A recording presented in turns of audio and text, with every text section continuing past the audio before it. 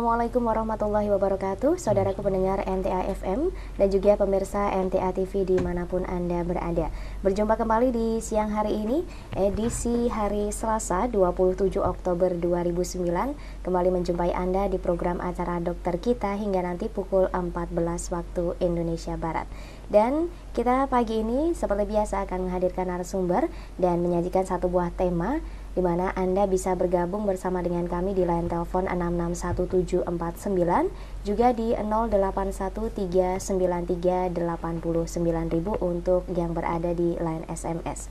Dan untuk siang hari ini kita sudah hadirkan narasumber sebagai dokter kita. Di siang hari ini sudah ada Bapak Dr. Safari. Langsung kita sapa beliau. Assalamualaikum warahmatullahi wabarakatuh, Bapak. Waalaikumsalam warahmatullahi wabarakatuh. Bagaimana kabarnya ini? Alhamdulillah baik. Alhamdulillah baik. Keluarga juga baik, Bapak? Alhamdulillah baik. Iya, baik. Terima kasih ini sudah meluangkan waktunya untuk hadir di NTA TV. Dan untuk tema siang hari ini yaitu tentang nyeri. Seperti tadi yang sudah Bapak sampaikan, dan tadi juga sudah dikatakan bahwa beberapa minggu yang lalu juga sudah pernah disampaikan tentang nyeri, namun ini kelanjutannya nyeri sendi ya, dan ini juga ada kelanjutannya. Silakan untuk Anda yang di rumah juga di mana saja berada, Anda bisa bergabung lewat line telepon 661749, juga di 081393809000. Baik Bapak, kalau misalkan kita membicarakan tentang nyeri ini memang luas sekali, Bapak, luas sekali, betul. Bisa nyeri pada sendi, kemudian juga tulang, ya seperti itu. Iya, betul. Di mana lagi ini Bapak kalau misalkan bisa dirasakan nyeri? Sebenarnya nyeri itu hampir di semua bagian bisa terasa nyeri, kecuali rambutnya. Rambut sama kuku itu tidak bisa nyeri, tapi hampir semua bagian bisa kena nyeri. Tapi yang penting kenapa kita ambil topik ini untuk hari ini adalah ini. Kalau dulu itu kita membahas tentang asam urat dan osteoartritis, ya, untuk sekarang ini kita akan membahas tentang permasalahan nyeri. Kenapa nyeri? Karena hampir semua orang pasti merasakan nyeri. Apakah itu dengan intensitas yang kecil ataupun yang nyeri dengan yang sangat hebat. Nah, kadang orang tentu saja akan menyalahkan nyeri. Ya. Orang akan menganggap nyeri itu sebagai biang kerok untuk ketidaknyamanan. Ya. Tapi sebenarnya ini adalah anugerah. Ya, kenapa anugerah? Kan ini adalah sesuatu yang diberikan oleh Allah pada kita, sehingga kita itu bisa merasa waspada, agar kita waspada bahwa ada yang salah dengan tubuh kita. Contoh begini, andai saja kita tidak punya rasa nyeri, kita naik motor, kecelakaan jedes, gitu. Kakinya putus satu, gitu. Karena tidak nyeri, tidak merasa apa-apa. Ya, padahal darahnya, padahal darahnya kemana-mana, gitu kan. Nanti kita akan meninggal karena kehabisan darah. Dan ini pernah kejadian bahwa orang-orang satu kejadian, ya, tidak usah disebut namanya. Ada seseorang dengan penyakit lepra, ya. Kalau dengan penyakit lepra itu kan ada dia gangguan saraf, ya. Jadi ada hilang rasanya di kulitnya itu. Ketika di tempat yang beberapa bagian yang di tempat kulitnya itu tidak terasa, dia tergores dengan seng itu berdarah-darah, dia tidak ngerti. Teman-temannya yang tukang bangunan itu mengingatkan, loh, kakimu berdarah, gitu. Padahal dia tidak merasa apa-apa, padahal kakinya berdarah banyak. Lantas apa yang terjadi? Ya, itu kan artinya apa? Kesimpulan kita bahwa nyeri ini adalah anugerah Allah yang diberikan kepada kita, yang perlu kita syukuri. Tidak usah kita permasalahkan, maksudnya disalahkan, tapi apa yang mesti kita kerjakan dengan nyeri itu. Jangan sampai kita terlalu berlebihan menyikapinya, tetapi juga jangan sampai kita terlalu meremehkan, ya, menyepelekannya. Lalu kapan nyeri itu dianggap berbahaya? Dia dianggap berbahaya itu kalau nyerinya itu mengganggu kualitas hidup. Artinya sampai tidak bisa kerja, sampai tidak bisa ngapa-ngapa, sampai mual muntah, sampai sedemikian hebat, lah itu kan mengganggu kualitas hidup. Ya, itu yang jadi masalah. Atau mengancam jiwa, itu jadi masalah. Ya, nanti itu yang kita perlu kita bahas. Mungkin juga sebenarnya bukan nyerinya yang membuat mengancam jiwa itu sendiri, tapi penyakit di belakang nyerinya ini, Dokter. Betul, bisa juga seperti itu. Iya, karena memang sepertinya semua penyakit ini didahului dengan rasa nyeri, betul. Seperti misalkan contoh simpelnya adalah sakit kepala juga. Betul. Sakit kepala itu adalah penyakit yang lebih yang masih rendah itu ya, Dokter ya. Belum tentu juga, karena ada penyakit di belakangnya. Ada penyakit di belakangnya, Itu juga ada nyeri. Iya, Kemudian betul. seperti tadi yang disampaikan dokter, bahwa kalau misalkan ada kaki yang terputus, Hmm. pasti awalnya juga merasakan nyeri. Iya. Nah, barangkali untuk Anda saudaraku yang ada di rumah ataupun yang berada di mana saja, apabila Anda saat ini sedang merasakan nyeri, nah Anda bisa bergabung di 661749, juga di 08139389.000. Untuk nyeri di kepala sendiri ini dokter, Ya. kalau misalkan nyeri menyerang di kepala, artinya kemudian menjadi pusing kepala, artinya apakah ada perbedaan, itu nyeri biasa ataupun itu ada nyeri yang nanti berkaitan, jangan-jangan itu sampai ke otak Ya, atau betul. bagaimana begitu? Ya begini, kalau untuk nyeri kepala, sakit kepala itu kasusnya banyak sekali, dari yang ringan sampai yang berat, dari yang tidak apa-apa sampai yang berbahaya. Nggih. Nyeri kepala itu umumnya tidak apa-apa, nggih, umumnya tidak apa-apa, nggih. Bisa karena tension tapedik, nggih, itu yang sering, yaitu rasa tegang di tengkuk, kemudian jalan ke kulit kepala, dan nyeri sekali. Rasanya sekali ini, karena nyeri itu kan sifatnya subjektif ya. Antara saya dengan jenengan mungkin dengan itu beda ya. Ada juga yang nyeri kepala yang kedua itu yang sering juga migrain, ya. Nyeri kepala sebelah itu cekut-cekut seiring dengan detak jantung kita, nut gitu.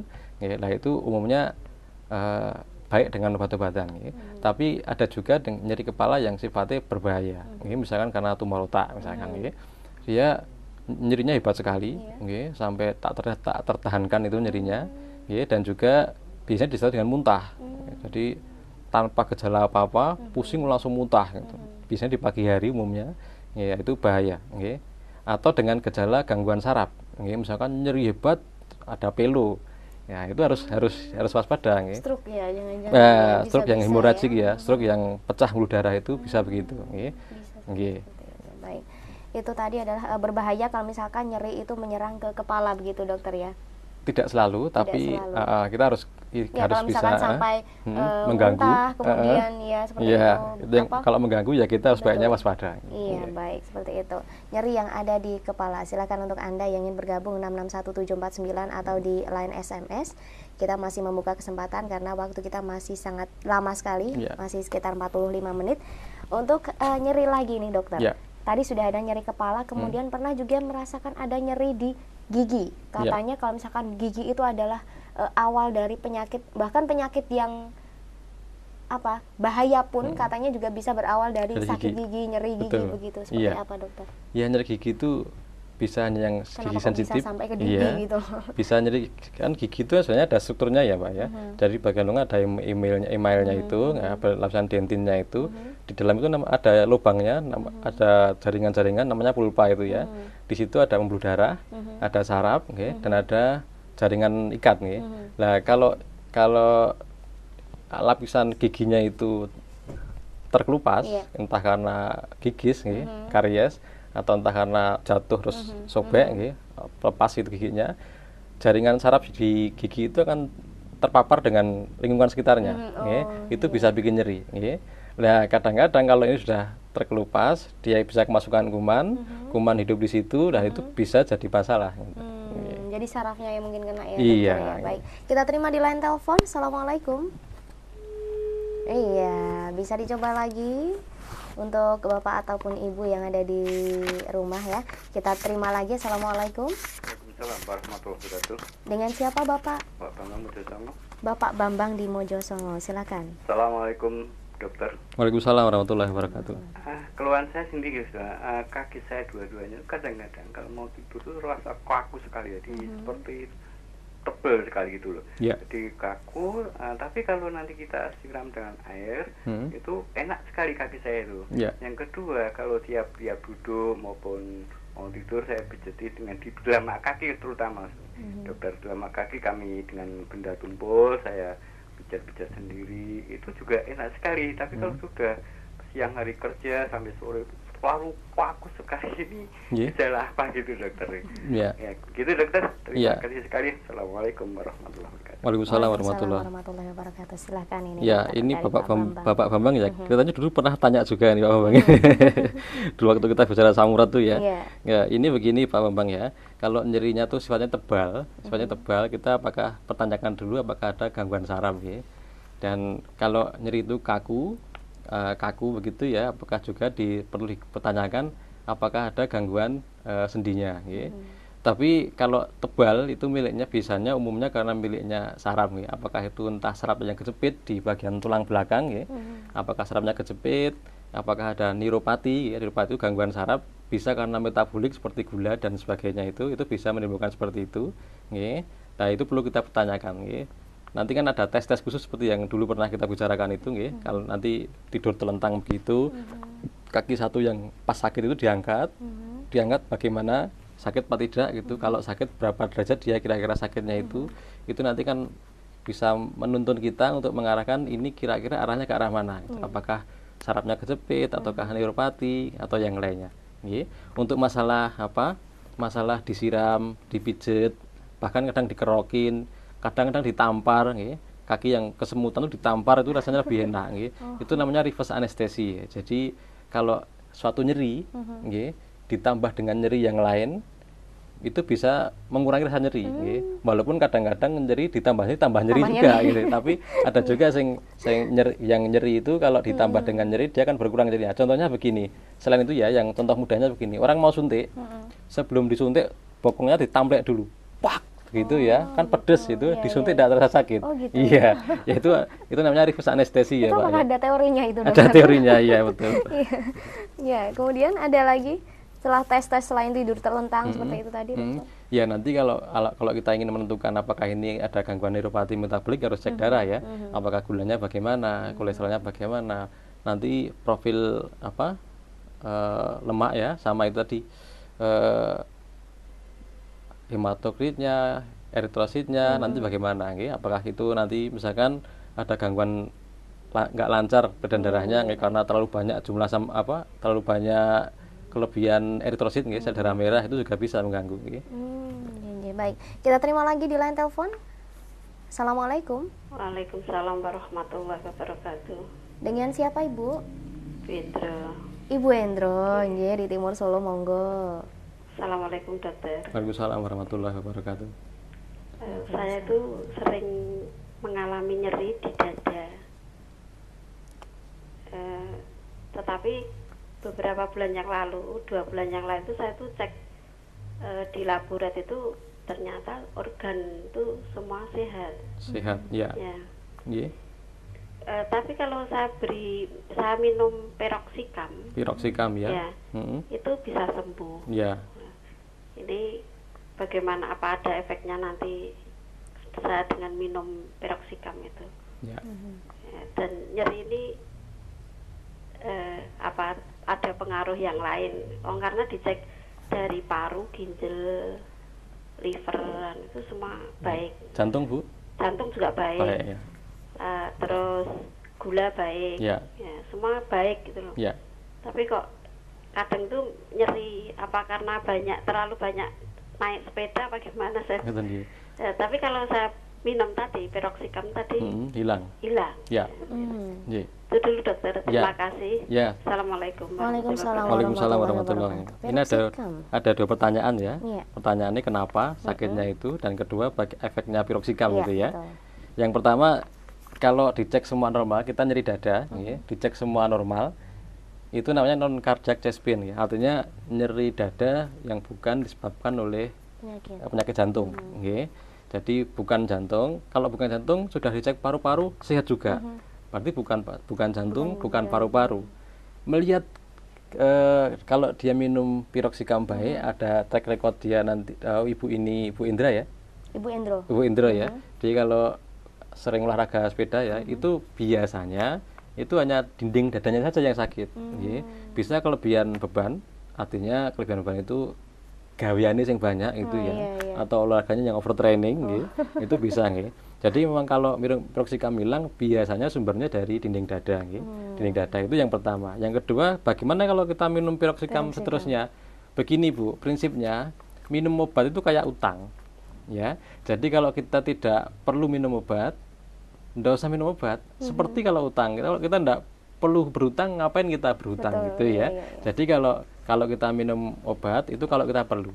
Jadi kalau enggak perlu jangan diminum. Terus begitu terus bagaimana? Tentu saja kalau kita minum piroxicam ini golongan NSAID nggih, non steroid anti inflammatory drug nggih. Jadi golongan obat-obat seperti ini dia akan menyerang lambung, nomor satu, nggih. Dia akan menyerang jantung juga, nggih. Dan yang sudah jelas akan menyerang ke ginjal. Ya, itu kalau dikonsumsi dalam waktu yang lama, nggih. Nah, kalau nyeri terus bagaimana? Saya anjurkan ibu untuk fisioterapi. Ya, fisioterapi dengan macam-macam nanti modalitasnya, nggih. Nah, begitu ibu. Baik, begitu ibu, bisa fisioterapi. Sebenarnya peroxicam ini obat nyeri. Dia punya efek anti nyeri, punya efek anti peradangan.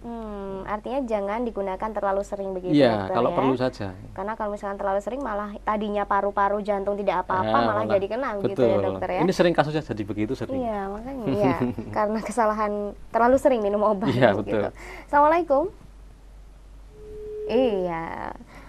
661749 ini kita terima kembali, barangkali ada lagi di belakangnya ataupun yang ada di line SMS. Kita terima di line telepon. Assalamualaikum. Waalaikumsalam warahmatullahi wabarakatuh. Dengan Ibu? Dengan Ibu Sutarno di Boyolali. Ibu Sutarno di Boyolali. Ya. Assalamualaikum, dokter. Waalaikumsalam warahmatullahi wabarakatuh. Saya mau tanya, dokter.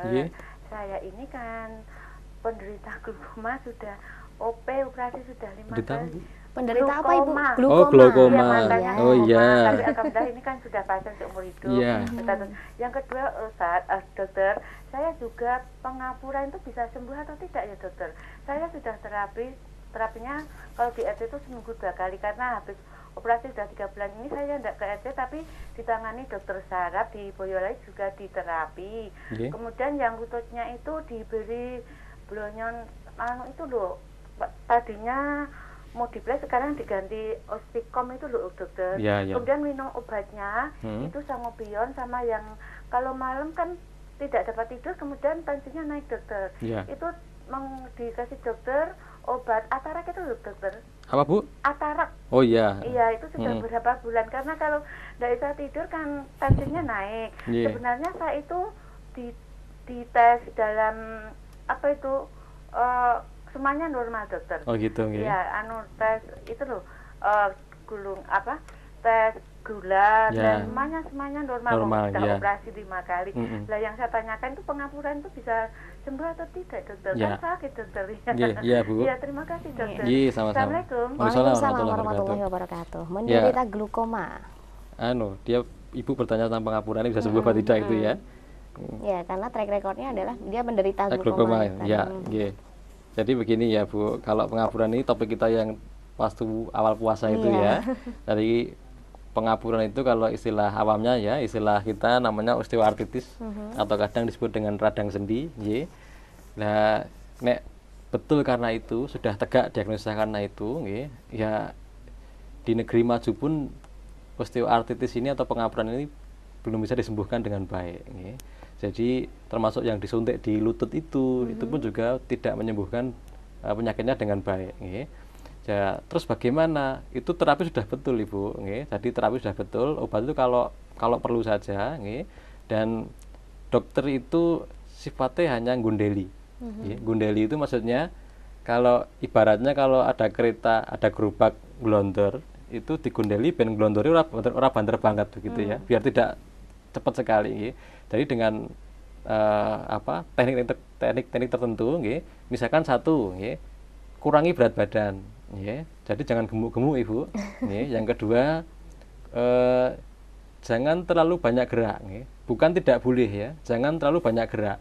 Kalau banyak gerak nanti kan sendi akan terbebani, kalau terbebani tambah sakit gitu ya. Jadi tapi kalau kita tidak gerak, sendi tidak bisa mendapat makanan dari cairan sendi, karena cairan sendi itu ada makanannya dan itu yang akan memberi makanan pada rawan sendi. Nah, itu hanya masuk ke dalam rawan sendi kalau ada gerakan. Jadi tidak boleh terlalu banyak gerak, tetapi juga jangan terus berhenti mandegrek gitu ya, harus bergerak juga tapi jangan terlalu banyak. Begitu, Ibu. Baik, begitu untuk Ibu Sutarno di Boyolali. Kita sapa yang ada di line SMS dulu ini, dokter. Perut saya sebelah kanan bawah itu terasa nyeri dan nyerinya ini sampai tembus ke belakang. Bagian perut tadi agak keras dan sakit apa itu, dok? Ini dari Ibu Tia. Ibu ya, Ibu Tia di Sukoharjo. Ya, kalau nyeri perut kanan bawah itu kalau perempuan ya. Ya, perempuan itu yang pertama dilihat di situ adalah apakah ada batu saluran kencing, ya, batu saluran kencing. Yang kedua, apakah usus buntu Ya, apakah usus buntu di situ, lokasinya di situ. Yang ketiga, apakah karena di situ juga ada ususnya, nggih, apakah ada radang usus, nggih, radang usus. Yang ketiga, kalau ibu-ibu apakah ada PID atau radang panggul, nggih. Ya ini perlu kita lihat. Kalau informasinya cuma nyeri kanan bawah, ada benar ya kita susah juga, nggih. Ya ini 4 ini perlu dicari, Bu. Kalau ibu susah, kalau ibu repot, datang aja ke dokter terdekat, nanti akan ada tes-tes khusus nggih, untuk meriksa apakah kira-kira ini arahnya dari 4 ini ke arah mana nggih. Kalau nanti meragukan, masih bisa ada USG begitu nggih. Nanti bisa diketahuan nanti insyaallah Ibu. Nggih, perlu dilakukan seperti itu Ibu. Baik, Ibu Tia di Sukoharjo. Jadi ada 4 kemungkinan ini ya, betul. dokter ya, yang bisa disebabkan karena nyeri di perut. Kita terima di line telepon. Assalamualaikum.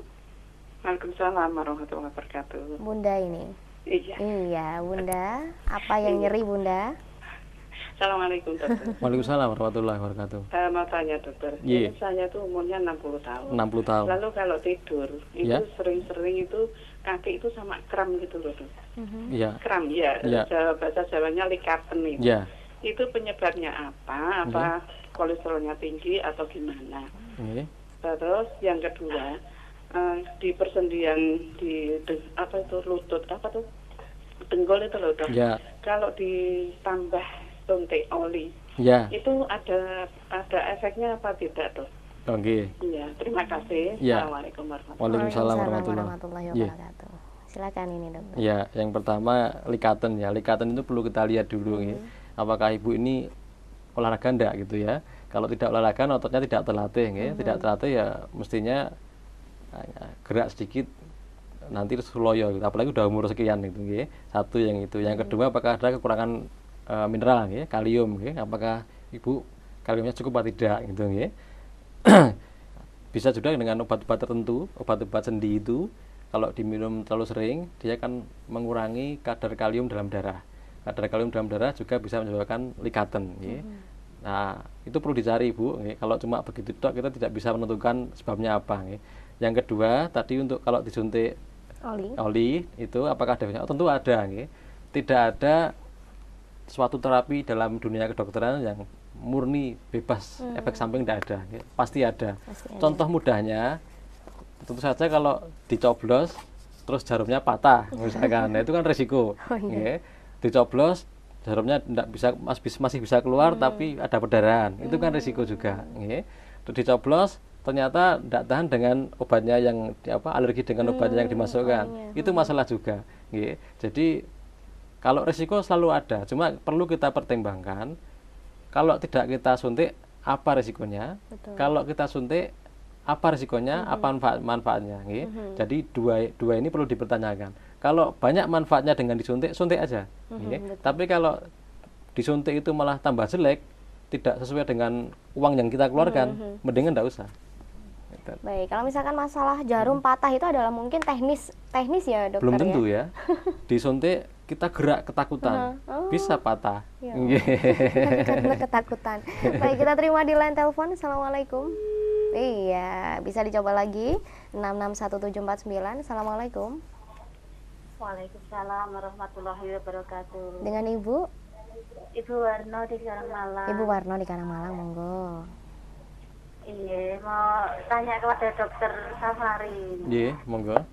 Ini keluhan saya ini nyeri pada entong-entong sebelah kanan ini dokter. Entong-entong, ya Bu. Kalau ini sampai sekali gitu rasa panas ya, banget. Nggih. Ini apa ada obatnya gitu loh. Nggih, sudah pernah ronsen Ibu? Gitu. Pripun? Sudah pernah ronsen? Belum ya, nggih. Kerjaannya apa Bu? Bakul sate. Waduh. Bakul sate ya. Iya. Iya. Matur nuwun dokter. Iya, saya Bu. Assalamualaikum. Waalaikumsalam warahmatullahi wabarakatuh. Baik, silahkan ini Ibu Warno di Karangmalang. Iya, Ibu Warno ini ya, entong-entong sebelah kanan sakit ya. Kemudian kalau capek itu terasa panas ya. Itu biasanya umumnya melihat Ibu bakul sate ya. Nek bakul sate kan mesti tepas-tepas ya. Betul. Nek ndak tepas-tepas nggawa sate ya itu mesti tangannya yang digerakkan. Iya. Dan tangan gerak tidak mungkin cuma begini-begini dok ya. Tangan Harus kemudian seluruh ya. begini-begini ya. Lah itu namanya nanti terus ada satu penyakit yang namanya myofascial pain syndrome gitu. Atau nek orang Jawa bilangnya loro gendeng gitu ya. Bukan gendeng kentir ya, tapi loro gendeng nyerinya itu ya. Itu ada obatnya Ibu. Ada beberapa yang perlu kita pikirkan, ya, obat-obatnya itu bisa disuntik langsung di tempat yang sakit itu dengan obat tertentu, ya. Kalau tidak ada kontraindikasi. Kalau ada kontraindikasi dan ibu takut, bisa dengan obat-obat anti nyeri biasa itu, insya Allah bisa baik. Tapi itu perlu tambah pegawai lagi itu Bu, ya, untuk khusus untuk nepasi itu ya. Banyak istirahat ya ini dokter ya. Iya. Iya begitu Ibu Warno, nanti kalau misalkan bisa membutuhkan pegawai begitu ya. Baik, kita terima di line telepon lagi. Assalamualaikum. Waalaikumsalam warahmatullahi. Dengan Bapak Hadi. Oh, Bapak Hadi. Silakan Bapak. Assalamualaikum dokter. Waalaikumsalam warahmatullah. Saya mau tanya. Ye? Ini ada temanya nggak toh? Nyeri Bapak. Oh nyeri. Ini di luar tema nggak apa-apa ya? Sedikit saja Bapak Ya. boleh, monggo. Apa namanya? Geriatri itu loh yang ada di rumah sakit Dr. Muarti itu apa bagian dari penyakit dalam ya? Soalnya ibu saya itu mau memeriksakan biasanya asma, tapi sekarang asmanya alhamdulillah sudah membaik. Terus pengen memeriksakan kolesterol itu kontrol ke seperti kolesterol terus cek lab itu apa bisa berhubungan dengan bagian geriatri. Itu aja Pak Dokter. Oh iya. Assalamualaikum. Baik. Ya, Terima waalaikumsalam kasih warahmatullahi. Bapak Hadi. Waalaikumsalam. Apakah mengetahui ini sedikit Ya, dokter? geriatri Sedikit saja. itu kan ilmu tentang orang-orang tua itu ya. Jadi kalau ibu itu sudah tua dan ada gangguan boleh masuk ke geriatri ini. Dan tapi begini ya, kalau hanya untuk lab tok itu sebenarnya ngapain kita mesti periksa lab gitu ya. Apakah ada indikasi kita untuk periksa lab? Nggih. Kalau tidak ada indikasi periksa lab ya enggak usah periksa lab nggih. Paling enggak setahun sekali ya boleh, tapi kalau enggak ada indikasi jangan periksa lab gitu. Tapi kalau ada indikasi bolehlah setahun sekali. Kalau nanti setahun sekali ada yang enggak normal, lah baru kita enggak normal itu yang sebelah mana, bagian mana, baru nanti yang itu yang dicek terus begitu. Baik, baru itu yang dikontrol ya. Iya. Kita terima di line telepon. Assalamualaikum. Waalaikumsalam warahmatullahi wabarakatuh. Dengan yang di manakah? Saya dengan Pak Abu Oh, Bapak Abu. di Makam Haji. Nggih. Umur saya sekitar 58 tahun. Mhm. Saya suka olahraga rutin. Tetapi punggung saya ini seluruh punggung, tulang-tulang itu rasanya sakit kaku. Sakit kaku. Kalau untuk ruko itu kletuk-kletuk itu enak sekali. Nggih. Malah enak. Satu, itu yang kedua. Yang kedua itu saya sering separuh badan, kaki, badan, tangan itu dingin dan berkeringat. Setelah saya tidurnya yang berkeringat itu saya taruh di bawah. Setelah itu yang sebelah kanan gantian dingin. Dingin berkeringat, keluar air, keringatnya banyak itu. Tapi nanti kalau hilang sendiri, itu prosesnya cepat sekali. Jadi separuh badan dingin, nanti kalau yang dingin itu saya taruh di bagian bawah, yang bagian atas gantian dingin, berkeringat. Nanti yang kanan saya lapi itu udah hangat. Nah itu ada apa dokter? Itu saja Bapak Abu? Iya, Nggih. matur nuwun. Assalamualaikum. Waalaikumsalam warahmatullahi wabarakatuh. Monggo. Ya, yang pertama kalau lihat ceritanya dia Bapak ini olahragawan, kemudian boyoke itu sakit nggih. Kalau dia untuk rukuk krecek-krecek enak sekali ya. Biasanya pengapuran juga Ibu biasanya nggih. Biasanya juga ikut pengapuran Pak. Jadi setiap sendi dalam tubuh kita itu bisa terkena pengapuran.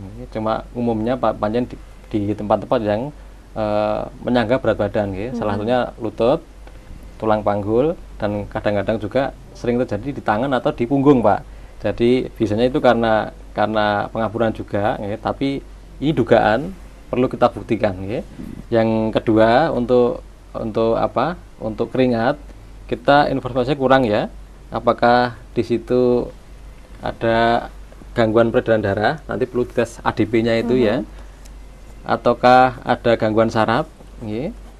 Ini perlu kita tes Pak, nggih. Ataukah ada gangguan jantung? Nggih. Perlu kita tes juga, nggih. Soalnya itu masih umum sifatnya, nggih. Tidak bisa spesifik ke arah tertentu gitu. Baik, begitu untuk Bapak Abu yang ada di Makam Haji. Ini kita masih membahas tentang masalah nyeri ya, dan untuk Anda yang masih ingin bergabung kembali, menanyakan tentang masalah nyeri, baik itu nyeri sendi atau nyeri kepala atau nyeri yang menyerang di bagian tubuh Anda, tentu saja kita masih buka di line telepon dan juga di line SMS. Tapi dokter, kita akan mendengarkan dulu, ada beberapa informasi yang kita akan sampaikan untuk saudara pendengar yang ada di rumah dan juga di mana saja. Baik saudaraku, kita masih akan kembali di dokter kita, namun setelah beberapa yang berikut ini.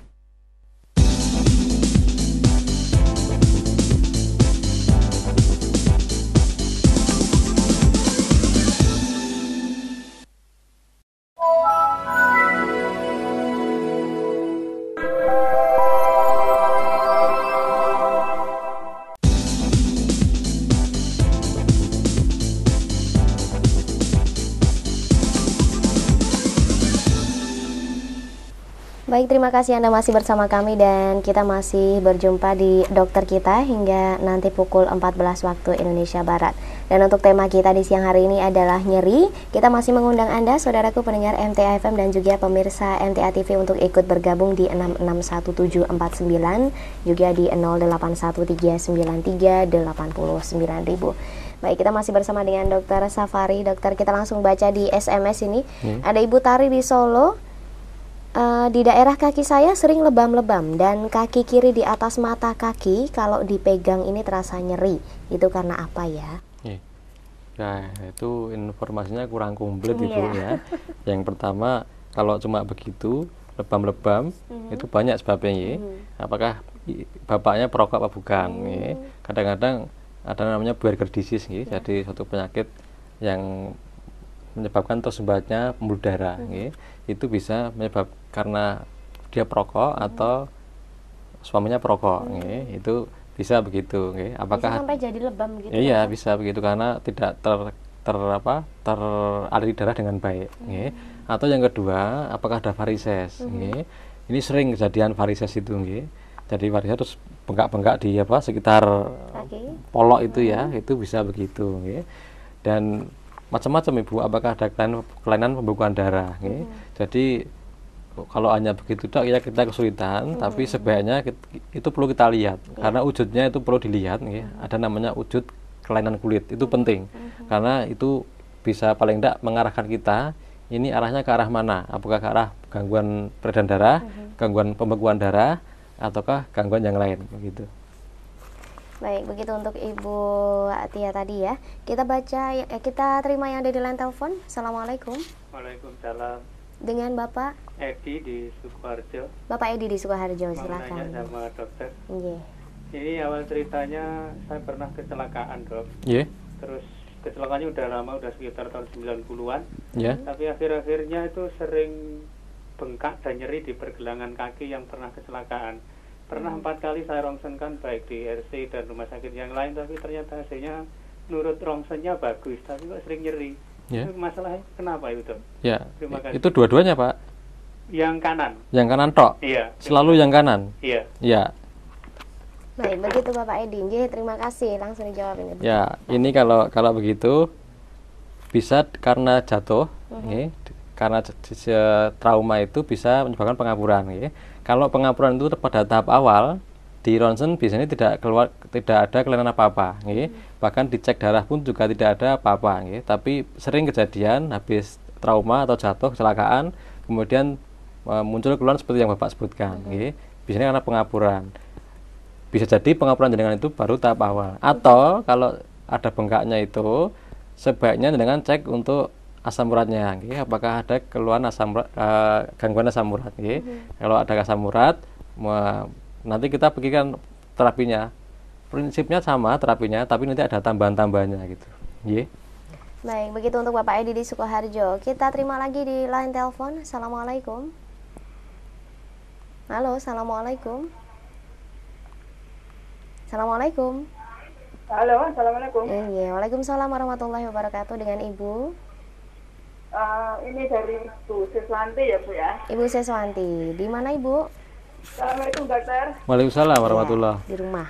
Begini dokter, saya mau tanya itu loh, kalau mencuci itu kan duduk. Itu habis cuci itu Kak, punggung saya itu kalau mau berdiri itu rasanya apa ya?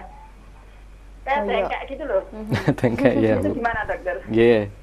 Gitu aja. Ya. Assalamualaikum. Waalaikumsalam warahmatullahi wabarakatuh. Itu begini Bu, itu suatu kasus yang sering kejadian gitu. Jadi kalau ibu-ibu apalagi yang gemuk ya. Itu dia. Nyucinya dengan jongkok itu. Dan nek nyuci seminggu sekali, wah itu sering kejadian seperti itu Bu. Paling sering karena apa? Gangguan struktur tulang dan ototnya. Paling sering karena itu. Sebabnya macam-macam, bisa karena pengapuran, bisa karena cuma kecapean, tapi bisa karena itu. Insya Allah dengan obat-obat biasa itu sudah baik. Tapi ada suatu hal yang membuat Anda terbebas dari itu. Beli aja mesin cuci. Oh ya. Iya betul Ibu. Jadi tidak duduk lagi gitu dokter ya, dan tidak perlu berdiri lagi dari duduk begitu. Tapi insya Allah ada obatnya itu ya. Oh iya, berarti menggunakan obat nyeri biasa sudah bisa. Insya Allah bisa dokter ya. Kita terima lagi di line telepon. Assalamualaikum. Halo, assalamualaikum. Waalaikumsalam warahmatullahi wabarakatuh. Dengan Ibu? Dengan Ibu Siti Fatimah. Ibu Siti Fatimah, di mana ini Bu? Ibu di? Kuncen. Oh di Kuncen, monggo. Ceper. Oh iya. Assalamualaikum dokter. Waalaikumsalam warahmatullahi. Usia saya 50 tahun. 50 saya tahun. kalau nggak ada aktivitas atau istilahnya duduk-duduk di rumah itu sering merasa pusing. Tekanan darah saya itu 140/80. Ini terus merasa pusing di daun telinga itu tuh merasa panas seperti kena kaki di sebelah kiri. Saya berobat ke sakit itu ada obatnya itu berkurang. Terus nah anehnya saya tuh kalau ada aktivitas banyak kesibukan gitu loh.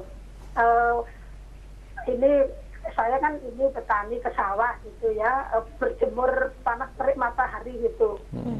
Dari jam 8 kadang-kadang sampai jam 11 gitu kalau di sawah itu kok malah enak sekali gitu merasakannya itu nggak ada seperti nggak pusing, nggak merasa panas gitu loh. Ini kenapa ya dokter saya itu? Kita aja dokter, terima kasih. Assalamualaikum Waalaikumsalam. Sayang Ibu tidak menyebutkan ada sakit yang lain apa tidak ya. Tapi umumnya seperti itu insya Allah tidak apa-apa nggih. Tidak ada gejala-gejala yang aneh nggih. Paling-paling itu bisa karena nyeri kepala biasa atau migrain nggih, atau trigeminal pain nggih. Itu tapi insya Allah itu dengan obat-obat bisa insya Allah baik Bu. Cuma kalau melihat dengan kesibukan kok baik, saya anjurkan begini Bu. Jadi terapi nyeri itu selain dengan obat-obatan juga ada terapi pengalian.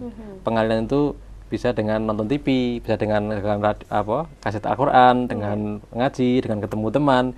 Itu terapi pengalian.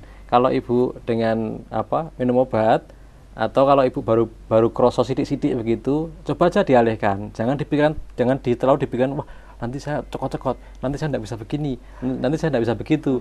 Itu tambah berat nanti Bu. Jadi kalau ada begitu segera aja alihkan dengan baca Quran atau dengan ketemu teman atau ngobrol sama suaminya, dengan anaknya, lihat apa begitu, alihkan perhatiannya itu, jangan tertuju ke arah sakitnya itu. Nah nanti insya Allah itu membantu juga. Oh begitu, makin difikirkan berarti makin berat ya dokter ya. Baik, begitu Ibu Fatimah di Kuncen. Kita sapa lagi yang ada di line SMS ini dokter. Ada Ibu Ana, dokter saya pernah ada radang di saluran kencing, rasanya nyeri. Kadang juga di kaki rasanya kaku tidak enak. Itu apakah ada hubungannya? Tidak ada. Berarti beda.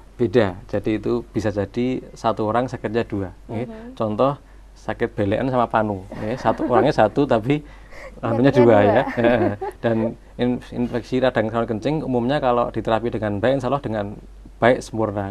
Tapi kalau dilihat tadi saya tidak disebutkan di sebelah mana kaki yang kaku itu ya, cuma kaki doang padahal kaki luas mulai dari pangkal paha sampai ke jempol itu kaki semua ya.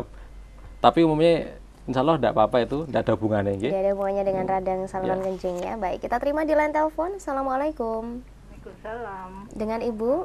Dengan Bu Siti dari Serengan. Ibu Siti dari Serengan, monggo. Selamat siang Pak Dokter. Selamat siang. Mau tanya, saya ini baru 72 tahun. Baru 72 ya?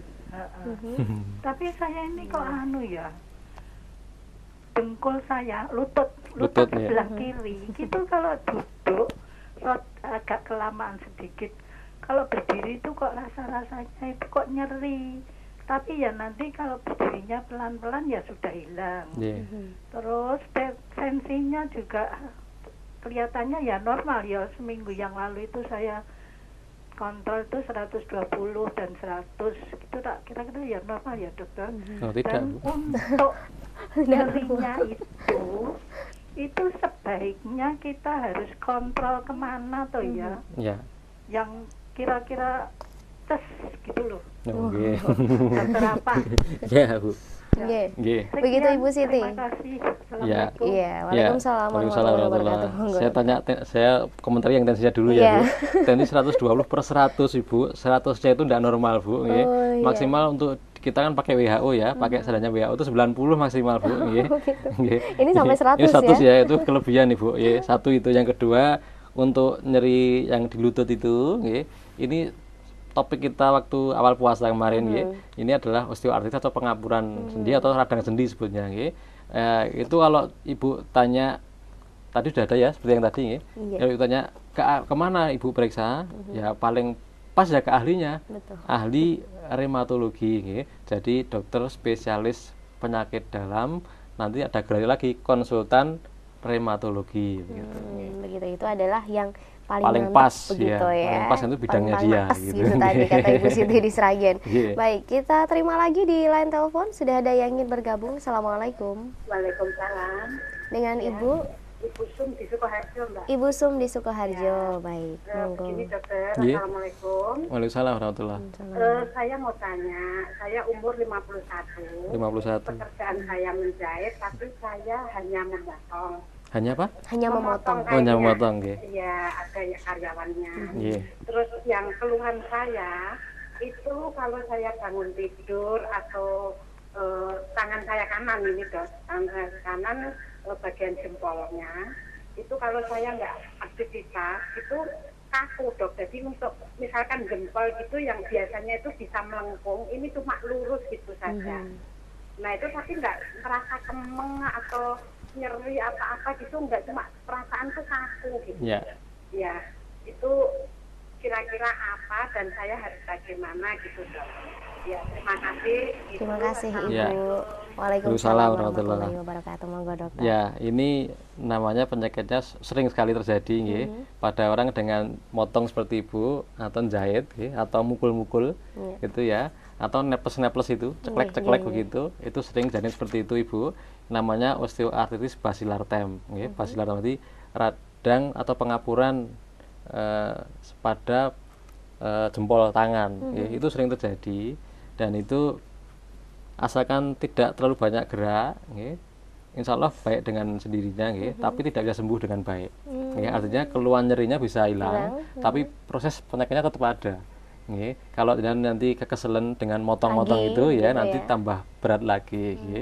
Sebaiknya di anu aja kan pegawainya banyak, dan ganti bagian aja yang tidak terlalu banyak menggunakan jempol itu.